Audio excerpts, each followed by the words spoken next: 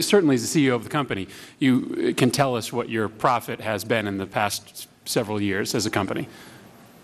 I can give approximate numbers, but we're a private company, and I'm sure it's the Congress's main interest in maintaining healthy competition amongst government vendors.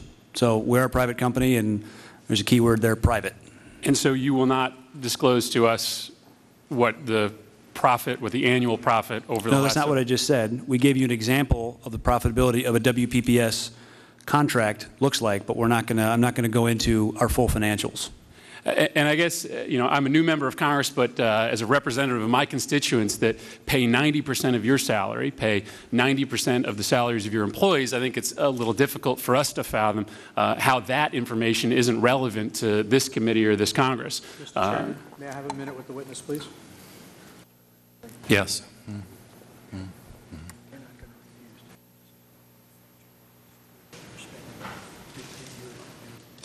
So let me ask the question again after your consultation with your colleague. It's your position that you don't believe that it's in the best interest of your company or this committee to have discussions with the United States Congress about the profit that you make off of U.S. government contracts?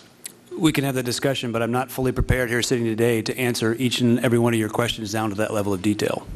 I'm not asking for a level of detail. I'm asking for an approximation of your annual profit based on the fact that you make 90% of your money from U.S. taxpayers. Again, we'll come back to you. If you have written questions, we'll give you written answers after the hearing is done. Because you testified today that you are not sure of that number. You don't know that number. I'm not sure of that number.